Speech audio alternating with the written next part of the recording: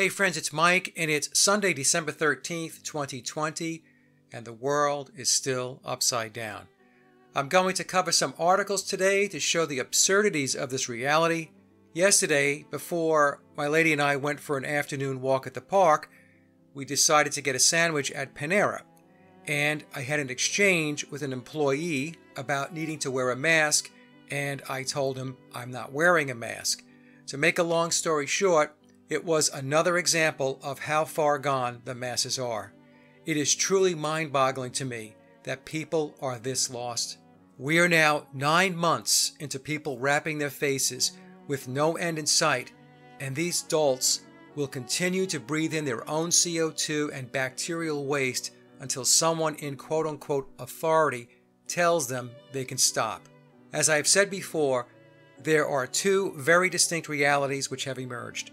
There's the upside-down world that 99.9% of the population interacts with, and then there's the world of sanity, where a very small percentage of people reside.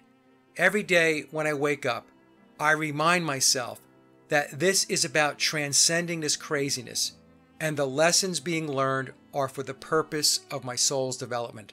And to get through this lesson plan, it will require resilience and the ability to be adaptive to the obstacles which are being thrown at us every single day. Anyway, I also want to thank everyone for the very positive feedback on my song Breathe. It was one of those songs that came together quickly, and I'm glad many folks enjoyed it and shared it. In fact, I will tack the song on to the end of this video. One last point before I get to the articles. Some of my videos will have ads if YouTube allows me to monetize them. I have no control over the number of ads that are shown. The way I look at it, I'm being compensated to counteract the mainstream propaganda. So for the few of those that complain about the ads, simply install an ad blocker extension to your browser or phone, or head over to my BitChute and BNT channels, which are commercial free. Any comments complaining about the ads from this point on will be deleted. Okay, so let's see what's cooking in Upside Down World. Okay, so the first article comes to us from Fox News, and the title of the article is Trump tells Fox and Friends the election challenges are not over ahead of the Electoral College vote, which is to take place on Monday. And the problem that Trump has is that the Supreme Court refused to hear the case where Texas claimed that Georgia, Michigan, Pennsylvania, and Wisconsin unconstitutionally changed their election statutes via judiciary or executive fiat rather than through their legislatures. The court said the state did not have standing to sue over this. And of course, Trump doesn't agree with this. And by the way, folks, I'm not saying that there was not election fraud. I believe there was rampant election fraud. But as I've mentioned in other videos, election fraud takes place with every election, because anytime people in power have something to gain, or they're afraid of losing something that they currently have, there's going to be fraud, there's going to be deception, and there's going to be lies. But the reason why this is a big problem for Trump is because the Supreme Court has 9 justices, 6 of which were appointed by Republicans. And so by the Supreme Court not taking the case, this is Trump's own party telling him to please go away. So this does not bode well for folks that are still on the sidelines, hoping and praying that Trump gets in. And that, of course, includes the QBs, who have been for 4 years saying trust the plan. So if you are still following QAnon and you're watching this video, please comment down below. I would like to hear the next iteration of what the plan is. And I'm not trying to be funny. I'm really trying to get my head wrapped around why it is so many people are embracing what I have referred to as a psychological operation. Okay, so let's move to the next article, and this also comes to us from Fox News, and we have Joe Biden, Weekend at Bernie's, telling us he has a 3-part plan to tackle CV, which requires masks, vaccinations, and then opening schools. And this plan is slotted for the first 100 days of his administration. Now, the reason why they always talk about the first 100 days is because the first 100 days takes them into the spring equinox, new beginnings. That's why they always talk about the first 100 days. Again, as I've mentioned so many times before, it's all occulted, all of it. So the article goes on to say that Joe Biden on Tuesday announced a three-part plan to combat CV in the first 100 days of his administration. Biden speaking in his hometown of Wilmington, Delaware, as he formally unveiled his team of top health officials, emphasized masking, vaccinations, opening schools.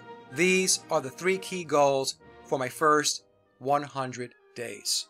Then Biden goes on to say that with my signing an order on day one to require masks where I can under the law, like federal buildings, interstate travel on planes, trains, and buses, I will also be working with governors and mayors to do the same in their states and their cities.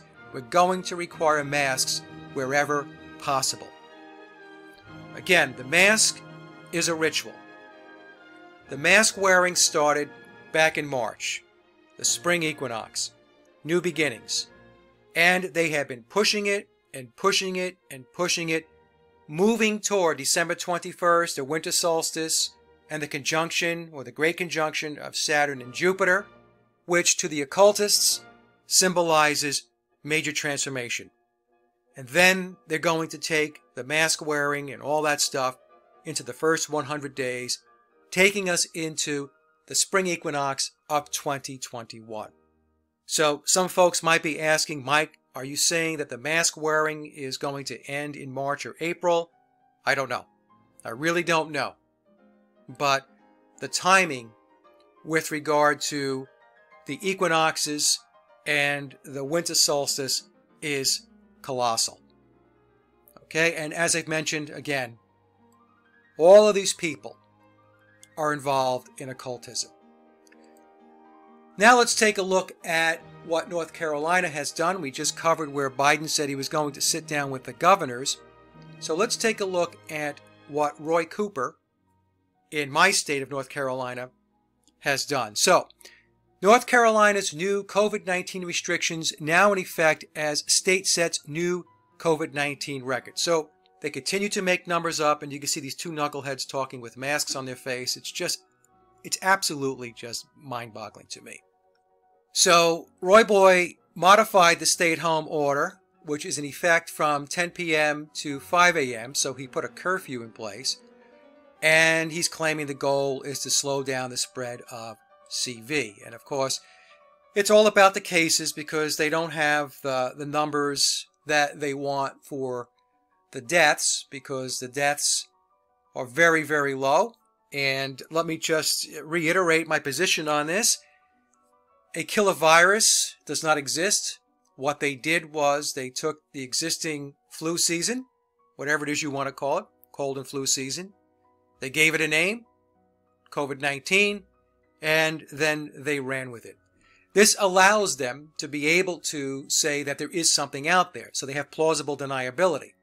But when the number of deaths that was supposed to be attributed to CV didn't materialize because the numbers between the WHO and the CDC were all over the map, and then information came out earlier this year about how hospice and hospitals and funeral homes were being pressured to doctor death certificates to claim that CV was the cause of death.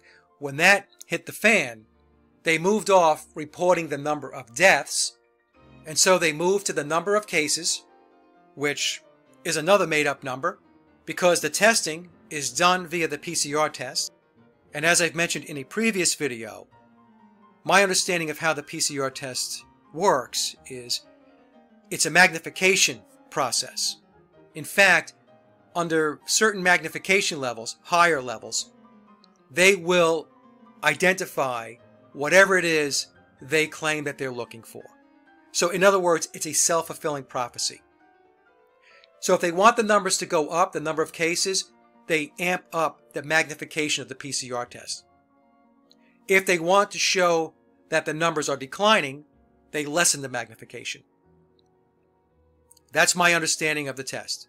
So if anybody knows differently, please feel free to comment down below. So anyway, so we can see here that the governor of North Carolina, Roy Boy Cooper, put in place a statewide curfew, which took effect on this past Friday night, just hours after state health officials reported another single-day record for new CV cases. On Friday, the Department of Health and Human Services reported 7,540 new cases, shattering the previous record set earlier this week. On Thursday, Dr. Mandy Cohen, Secretary of NCDHHS, said the state was on a dangerous course as cases and hospitalizations rise to record highs. Over the last 2 weeks, North Carolina is averaging 5,000 new cases per day. Again, cases, not deaths. So take a look at this here. Look what they say here. Absolutely unbelievable. Having more than 7,500 cases is staggering and alarming, Dr. Cohen said. We are now seeing the impact of Thanksgiving gatherings. So it was because everybody got together with their family and friends and sat down for dinner that this is happening. How anyone, and I mean anyone, can believe this bullshit is beyond me. Do not wait until it is you or your loved one alone in the hospital. See how they phrase that? Alone in the hospital. And then they go on to tell everybody to wear a mask, social distance, and wash your hands often. Act now. Please ask yourself what you can do to help slow the spread of the virus and save lives. I have to tell you, folks, it is very, very difficult to read through this stuff. And what's more disheartening is people read this and they believe it. It's one gigantic psychological operation, an occult ritual, and people cannot see this.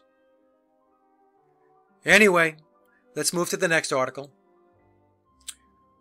Biden said he asked Fauci to stay on and to be his chief medical advisor for his administration.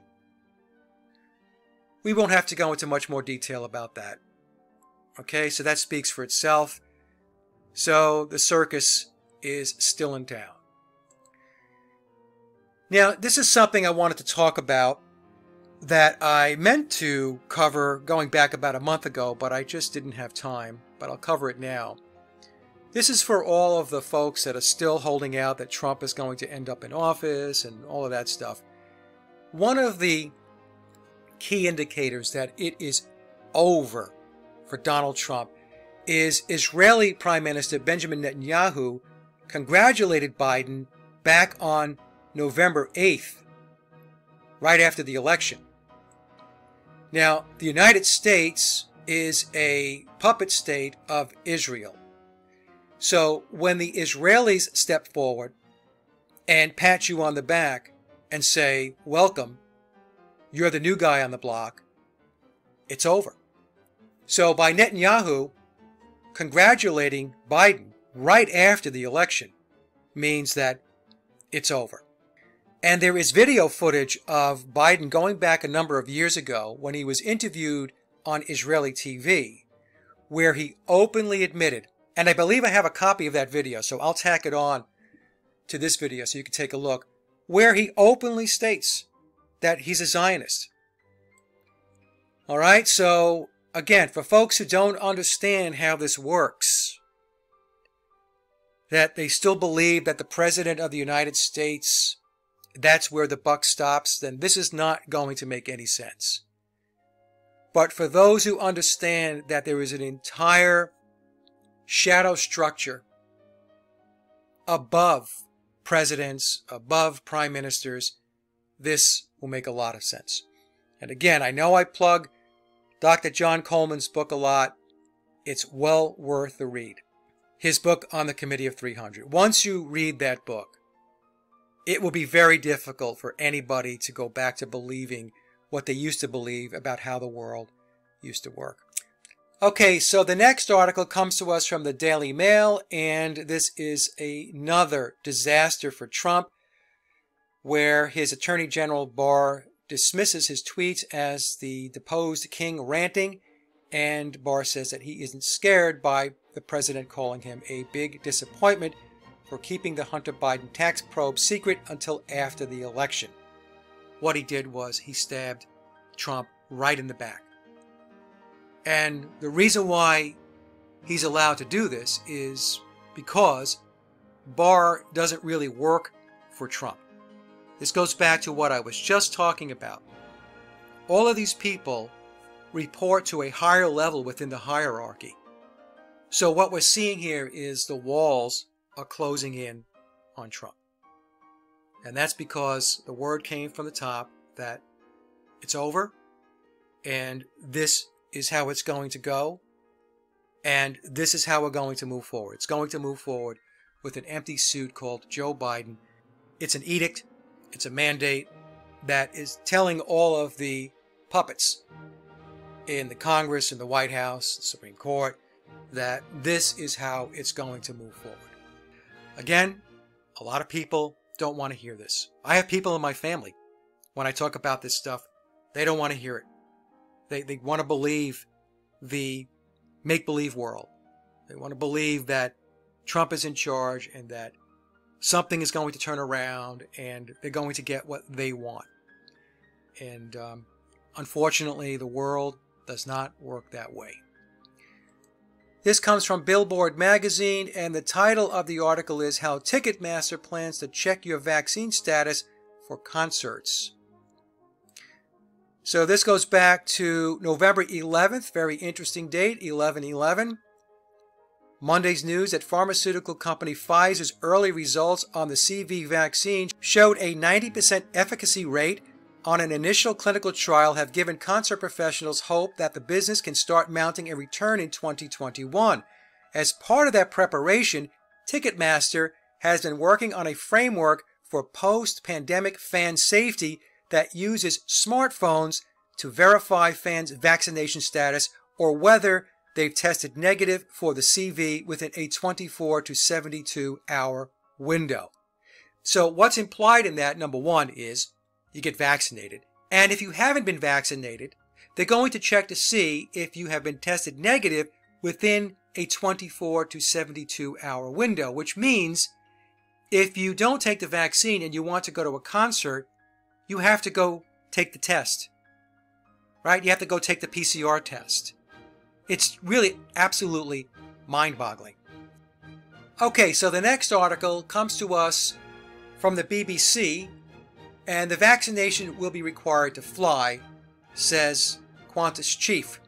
The article says that international air travelers will, in the future, need to prove they have been vaccinated against CV in order to board Qantas flights, the airline said. Okay, so they're going to restrict your air travel. If you don't get vaccinated, you can't get on an airplane. And if we go back to the article I just showed you about Biden having his first 100 days with masks and vaccines and all that stuff, what did he say there? CV restrictions and CV mandates would apply to public transportation, which includes airplanes and buses and stuff like this, right? So clearly what they're doing here is they're not going to say you have to go get vaccinated, but what's going to happen is for those people that won't take the vaccine, and we're going to get into that in a little bit, life is going to be a bit different, and we're going to be faced with challenges. Here's one. China flight attendants advised to wear diapers for COVID protection. As the CV virus rages on, transportation officials around the world have been working for ways to keep passengers and crew safe aboard planes. On November 25th, the Civil Aviation Administration of China released new guidelines for the country's airline industry, which it oversees. The document, titled Technical Guidelines for Epidemic Prevention and Control for Airlines, 6th edition, contains advice about the best hygiene practices to carry out on aircraft and airports. But one of those suggestions, that personnel like flight attendants wear disposable diapers so they don't need to use the bathroom, has raised some eyebrows. A section on PPE advises cabin crew on flights to and from high-risk countries to wear medical masks, double-layer disposable medical gloves, goggles, disposable hats, disposable protective clothing, and disposable shoe covers. In other words, wear a hazmat suit. The article goes on to say that it is recommended that cabin crew members wear disposable diapers and avoid using lavatories, barring special circumstances to avoid infection risks. Let's just imagine this. You're on this flight, it's international, it's probably going to be a few to several hours, and the flight attendants are wearing diapers. So they're going to take a shit in their pants, and they're going to walk up and down the aisle. Would you like a Coke, sir? How about a bag of peanuts? In the meantime, the cabin is filled with the odor of feces. Okay, so the next article comes to us from the BBC, and the title of the article is CV-19 Vaccine. Patient William Shakespeare is the second to get the vaccination. This is Duper's delight. Now, there are many in the alternative research community who understand that William Shakespeare didn't write anything, that the Shakespearean works were written by a team of people that were led by Francis Bacon. So what this article is telling us is William Shakespeare was a hoax. Now, he did exist, but attributing the Shakespearean works to him is a hoax. So what's implied here is CV is a hoax. Okay, so who's going to take the vaccine? And we can see here this article comes from CNN. 55% of the fire department from New York wouldn't get a CV vaccine if offered by the department, the polls find. So the article starts by saying as cases, again, cases of CV continue to rise across the country, a poll of firefighters in the fire department of New York City found that nearly 55% of respondents would not get a CV vaccine if offered by the department, their union president told CNN on Monday. Despite research that shows firefighters were 15 times more likely to be infected, a majority of those who took the poll declined to offer a vaccine. What research is out there that says firefighters are 15 times more likely to be infected? What is the logic behind that? Does fire bring CV to our lives? More absurdities. Just incredible. Let's go to the next article. This comes to us from the New York Times. The vaccines are coming. A divided and distrustful America waits. And the article states that as the Lopez family of Truckee, California gathered to prepare dinner on a recent evening, one subject dominated the conversation: the CV vaccine that will soon be shipped out across the country, giving Americans the first concrete hope that the pandemic will eventually end. Unbelievable. Unbelievable. Enrique Lopez, 46, who runs a snow removal business, explained how he was trying to persuade his skeptical employees that the vaccine is safe. His wife, a middle school teacher, said she was desperate for the vaccine after a September bout with CV, which sickened her for weeks. Their two daughters just wanted to know if the vaccines would enable them to return to pre-pandemic lives. I know a lot of people are scared. They don't know what the side effects are going to be. And folks, I'm going to show you some of the side effects in a moment. It's a risk we have to take. No, it is not. It's going to make us safer and go back to normal. No, it's not. This is amazing to me. Absolutely amazing. So let's go to the next article. I know I'm saying it's amazing. It's unbelievable. I can't believe it. Good Lord. Okay, so this comes to us from the Washington Post. Amid history of mistreatment, doctors struggle to sell Black Americans on the CV vaccine. Now, I've talked about this in other commentary videos where the Black community is very, very skeptical, as they should be. The Reverend Liz Walker's job is to minister to souls at Roxbury Presbyterian Church in Boston, but lately it's her parishioners' physical health and their immune systems keeping her up at night. So what we have here is a religious figure trying to play on the black community to get them to take the vaccine. Walker, a former journalist who was the first black woman to co-anchor a newscast, so what they're doing here is they're building up her credentials, was so troubled by her congregants' suspicion of a CV vaccine that she asked Anthony Fauci, the government's top infectious disease expert, to speak with them. And he did. In an online forum for which more than 2,800 people signed up, Fauci talked about the vaccine development process and why it was essential for the black community to get vaccinated. When Walker polled her congregation afterward, at least half were unpersuaded. All right, the next article is more bullshit. Former presidents pledged to take the vaccine. This comes to us from MSN News. And it says that former presidents Barack Obama, George W. Bush, and Bill Clinton, three puppets, all said they would take the coronavirus vaccine. Well, doesn't that just warm our hearts? Now, this article comes from CNN Health. What it feels like to get the mRNA CV vaccine. As the U.S. inches closer to authorizing a CV vaccine, many people may start to wonder what it will feel like when they get it. Is it going to be like the flu vaccine, which I don't get? Will it be more painful? And what about the side effects?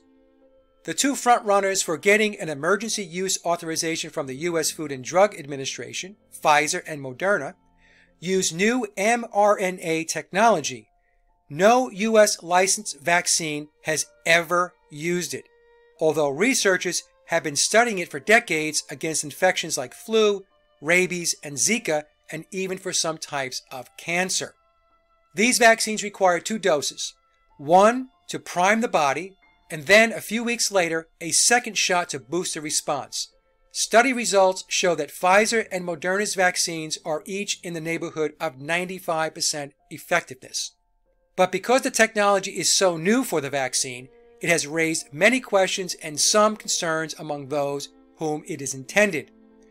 One participant in the Moderna trial said getting vaccinated was definitely not a walk in the park, but he would certainly do it over again, and that's because he is a programmed robot. A 24-year-old recent college graduate living in the Boston area said he originally signed up to join a trial on the NIH website back in early July because he felt moved to do something to help during the pandemic. And then he gives us this sob story. I felt so helpless. I mean, this pandemic really has affected everybody's lives so significantly. And it's not just lives, you know, it's livelihoods. And so I signed up because I kind of just wanted to do what I could. And I didn't think I was necessarily going to get picked, but I got a call eventually in September, and then by mid-October, I was enrolled. So he says that he was a bit nervous, rolling up his sleeves, especially when he was given a 22-page consent form to sign. And by the way, 22 isn't a occulted number, it's a master number. But he said he felt like he was doing a public service.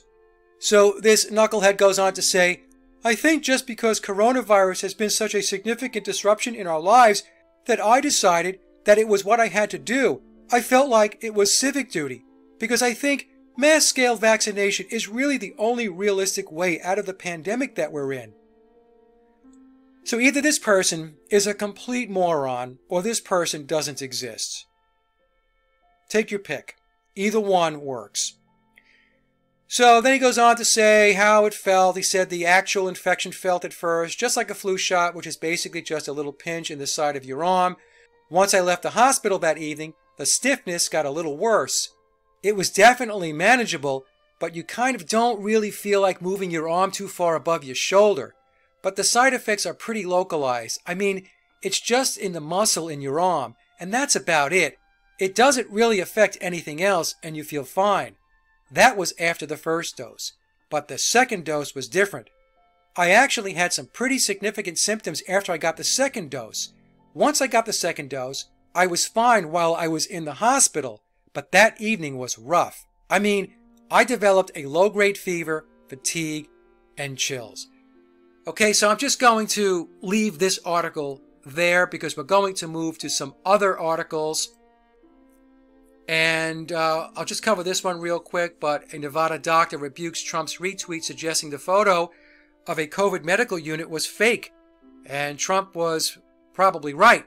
When 5 patients died of CV in a 32-hour span at renowned regional medical center, Jacob Kieperman, interesting, turned to Twitter on Sunday to thank his colleagues in Reno, Nevada for all of their support, tweeting out a recent selfie of him on the day the alternate care site had opened. Now, take a look at this picture. Take a look at this site. Parking garage. Look at the lighting. And you got this pipe running across the ceiling here. What is this? This is not a medical facility. Unbelievable. And people buy this crap. So then this guy goes on to say, you know, he's another paid actor. Everyone is struggling to keep their head up, stay strong. But this message took on a different meaning when President Trump tweeted that Kieperman's selfie in front of empty hospital beds proved the CV pandemic was a hoax. In an interview Tuesday night, Kieperman, 43, now 4 plus 3 is 7, folks, and in occultism, the number 7 represents the enlightened man. All right, so this is where the heads are at of the controllers and the occultists. He said he was saddened that the president had shared his photo for political purposes. All right, so maybe, you know, with all of this stuff, Trump being very soured on what happened, where the controllers pulled the rug out from under him. They knocked the rungs out of his ladder, which would be expected. And he's calling some of these things out. He probably figures he has nothing to lose at this point anyway. Okay, so this article comes from the New York Post, and medical experts urge the CDC to warn people of the CV vaccine's side effects. Medical experts urged advisors to the CDC to warn Americans that the side effects from the CV vaccine won't be a walk in the park. And so they go on to explain what some of those side effects are. It's normal to have arm soreness, fatigue, body aches, and maybe even a fever. It sounds like in some of these trials, maybe even having to stay home from work. The article then goes on to say that volunteers who have participated in the clinical trials have reported experiencing uncomfortable side effects such as fever, body aches, headaches, and exhaustion. But it's actually a little worse than that. Here we go. From CNBC. The CDC will monitor for Bell's palsy among Pfizer vaccine recipients, but sees no causal relationship. Of course they see no causal relationship. But these are folks that were in the trials, and they ended up with Bell's palsy, which, by the way, can be very serious. And I'll cover that in just a moment.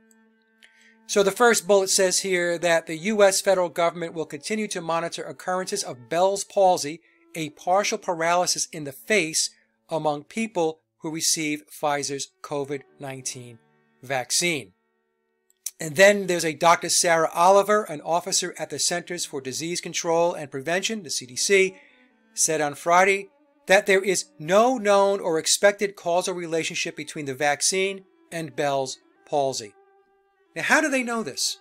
How can they make that statement when they have people who participated in the clinical trials who ended up with Bell's palsy? I mean, this is unconscionable.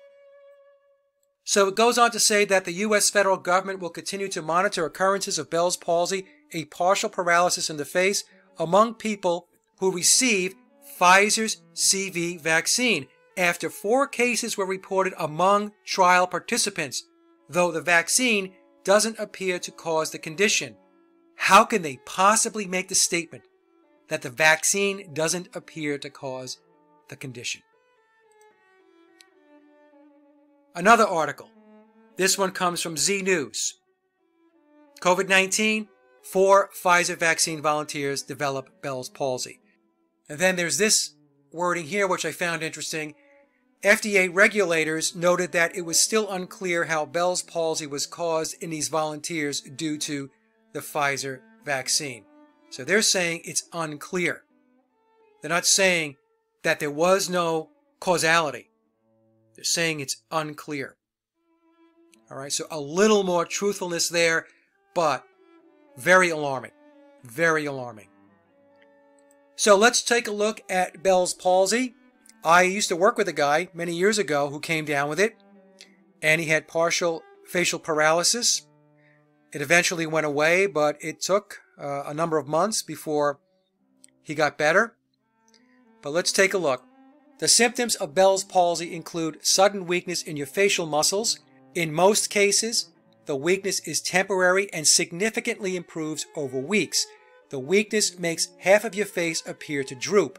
The smile is one-sided, and your eye on that side resists closing. Bell's palsy, also known as acute peripheral facial palsy of unknown cause, can occur at any age. The exact cause is unknown. It is believed to be the result of swelling and inflammation of the nerve that controls the muscles on one side of your face, or it might be a reaction that occurs after a viral infection. So when I read this, I thought to myself, if that vaccine contains elements of the quote-unquote virus, well, that could explain why it is that some of the people who participated in the trials ended up with Bell's palsy. For most people, Bell's palsy is temporary.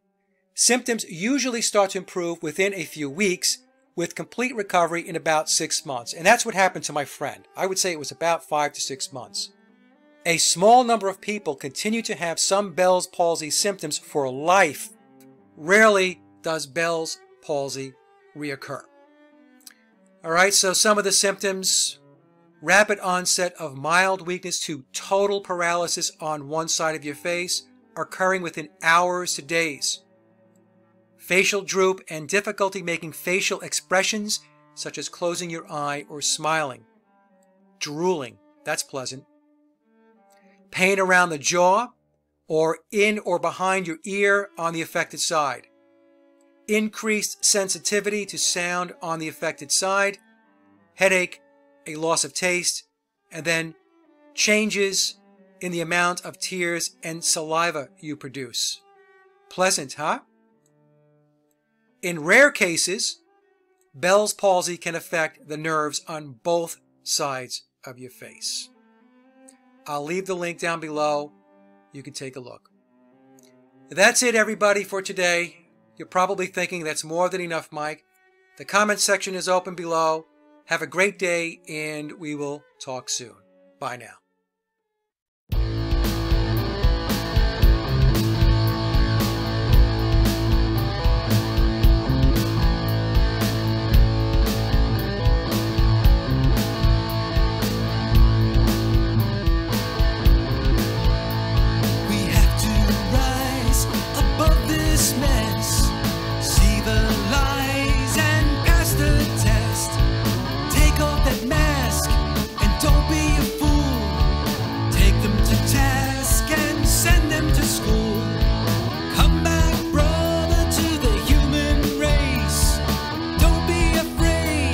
Show your face and breathe.